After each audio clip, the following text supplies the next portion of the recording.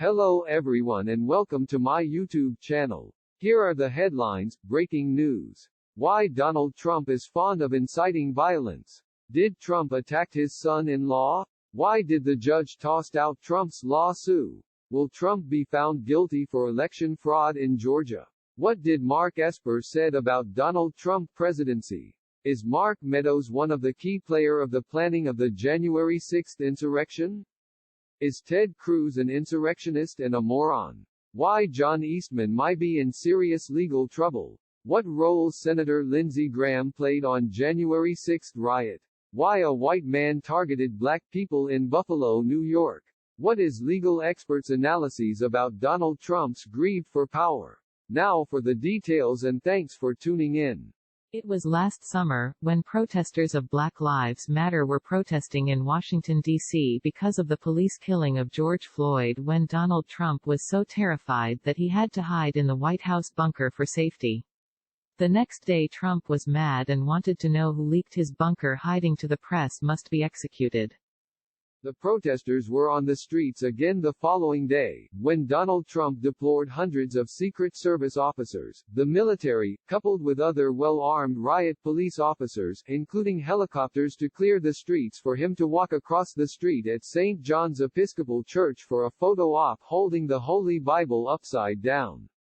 This really made Bishop Buddy, who oversees the church, very outraged to see Donald Trump standing in front of the church building.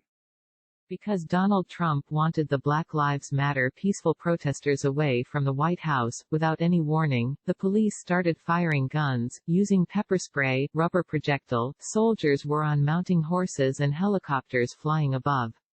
The police and other security forces attacked, beat and terrorized the peaceful protesters just to please Donald Trump.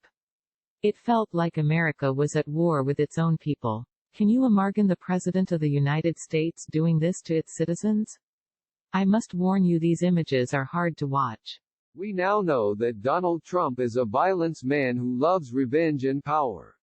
He called on his MAGA supporters to go to the Capitol to fight like hell to stop the steal, which led to the January 6th insurrection that wounded some people and others were killed as a result of that attack. Trump also wanted the protesters not only beaten out of his way, but he also wanted them shot as well in the legs. These are just few examples of his love for violence.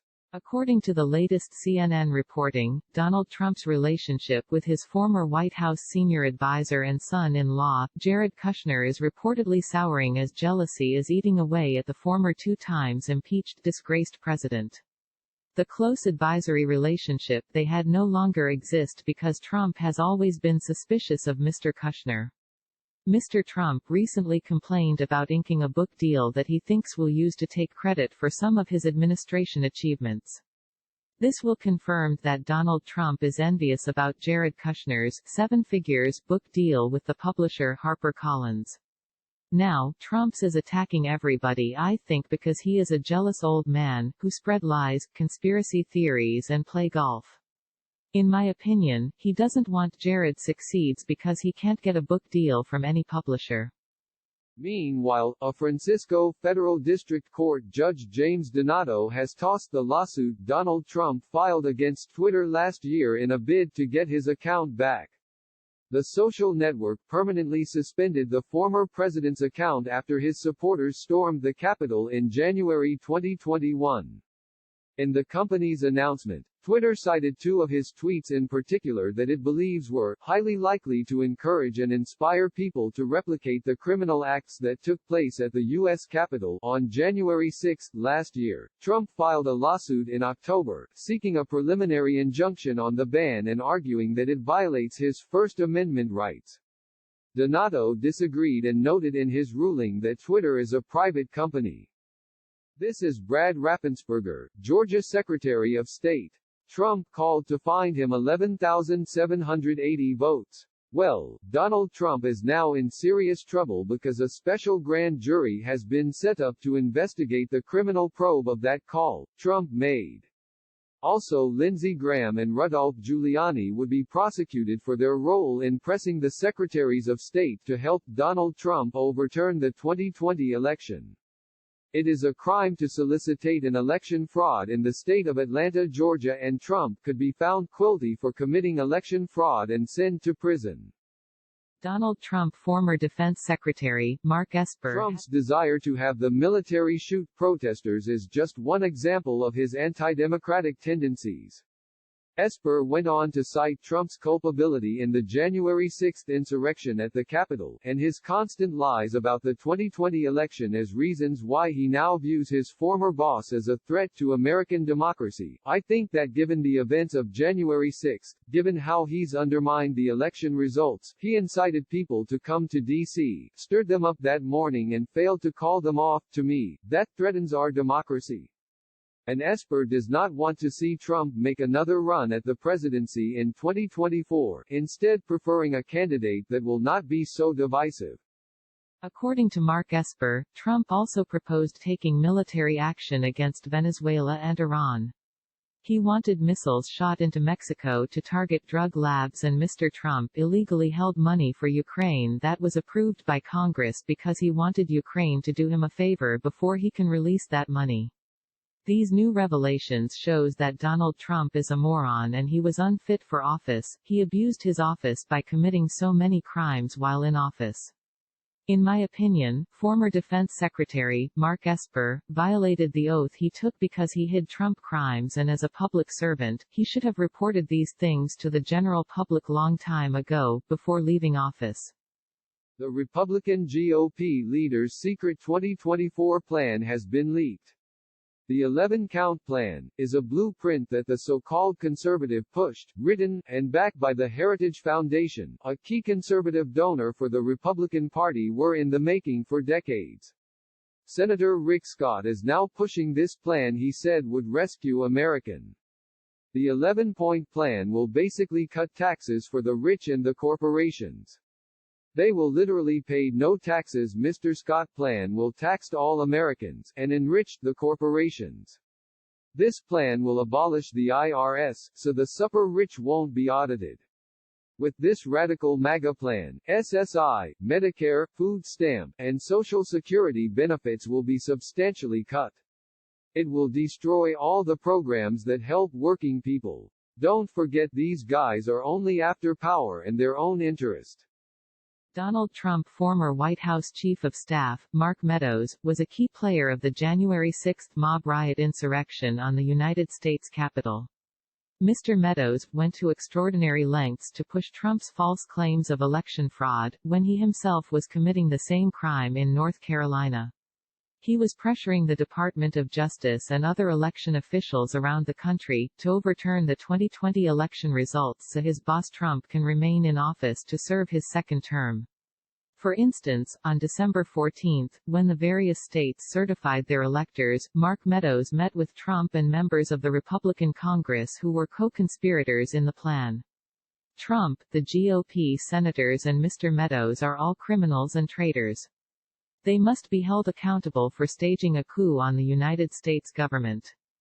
Many people think and believe Senator Ted Cruz is a big moron because he can't tell the difference between the January 6 mob riot to the peaceful abortion protesters. Republican Senator Ted Cruz seems very confused about the definition of violence. In a Sunday interview, he characterized peaceful pro-choice protesters standing outside the homes of Supreme Court justices as violent. But when Senate Minority Leader Mitch McConnell called the attack on the Capitol on January 6 a violent insurrection, Cruz said he strongly disagreed. Senator Ted Cruz, R. Texas, compared recent demonstrations outside the homes of Supreme Court justice by abortion rights activists to the attack on the U.S. Capitol on January 6, 2021 carried out by supporters of former President Trump, and that is not true. It is a talking point for his base, and Senator Cruz was also a member of Trump's coup plotters, who wanted to overturn the 2020 presidential election results. In a Sunday interview with Maria Bartiromo, Senator Cruz tried to paint those activists as violent. Now they're embracing mob violence to get their partisan outcome, Cruz said, not of the January 6 mob, but of the pro-choice protesters. Cruz's statement is a complete hypocrisy because he tried to blame the media and the Democratic Party for this peaceful abortion protesters. You see this in the corporate media, you this among Democrats, Cruz said during an appearance on Sean Hannity's Fox News program on Monday. On January 6 of 2021, you had tens of thousands of people peacefully protesting, and yet the corporate media and Democrats slandered them with the made-up term insurrectionists. Look at these two images. Which protest was peaceful? There is no evidence to substantiate that the Democrats asked these people to go and protest outside of the Supreme Court, but Trump ordered his mob to march to the Capitol to stop the steal. In a newly bombshell emails we just uncover suggests, Donald Trump former lawyer and coup planner, John Eastman urged Republican legislators in Pennsylvania to retabulate the state's popular vote and tossed out tens of thousands absentee ballots, in order to show Donald Trump with a lead. In December 2020, Trump and Eastman pressured Republican GOP leaders in Congress to subvert his defeat. According to John Eastman, the recalculation posited in an exchanged emails with the GOP lawmaker would help to provide some cover for Republicans to replace Joe Biden's electors from the state with a slate of fake pro-Trump electors vote to put Mr. Trump on top. We do believe that Mr. Eastman wasn't doing anything that Donald Trump wasn't doing himself. They were both trying to get officials in the electoral process to substitute a counterfeit for the actual vote totals. John Eastman was seeking to implant a new mathematical calculation contrived to produce a Trump win in Pennsylvania. This shows the country one more strategic booby trap that was improvised by Donald Trump's team that can sit there for use by bad faith actors in future elections. East and Trump were trying to do three things. First, if you lose an election, you must cheat to stay in office. Second, you must file the lawsuit, which Trump did but lost all 63 unproven cases. And lastly, pressured legislators to appoint their own alternative slate of electors. May 14, 2022 will be remembered as a terrible day for the city and people of Buffalo, New York. The suspected gunman, identified as Peyton Gendron, 18, of Conklin, a New York State community about 200 miles, 320 kilometers, southeast of Buffalo, two law enforcement officials told the Associated Press. The gunman was wearing military gear and live-streaming the shooting with a helmet camera when he opened fire with a rifle at a Buffalo, New York, supermarket in what authorities described as racially motivated violent extremism, killing 10 people and wounding 3 others Saturday before he surrendered, authorities said. The suspect wrote a manifesto prior to the shooting. In his manifesto, Gendron claims that he was radicalized on 4chan while he was bored at the beginning of the coronavirus pandemic in early 2020. The document also claims critical race theory, a recent right-wing talking point that has come to generally encompass teaching about race in school, is part of a Jewish plot, and a reason to justify mass killings of Jews. The manifesto includes dozens of pages anti-Semitic and racist memes, repeatedly citing the racist Great Replacement conspiracy theory frequently pushed by white supremacists, which falsely alleges white people are being replaced in America as part of an elaborate Jewish conspiracy theory. Other memes use tropes and discredited data to denigrate the intelligence of non-white people.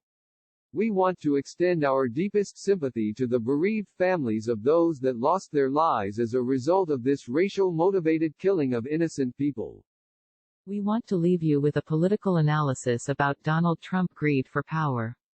After Trump was told by multiple government officials, including William Barr, White House staff, Coney Conway and others, that he lost the 2020 election, Trump became furious and angry. He decided to create a plan that will keep him in office. First, he decided to use Mike Pence to overturn the election. Second, he made series of phone calls to state secretaries, governors and Republican lawmakers to help him install fake electors, and finally he urged his MAGA mob supporters to storm the Capitol on January 6. If you like this video, please consider subscribing to this channel, and hit the like button. Feel free to share this video. Thanks for watching and have a great day.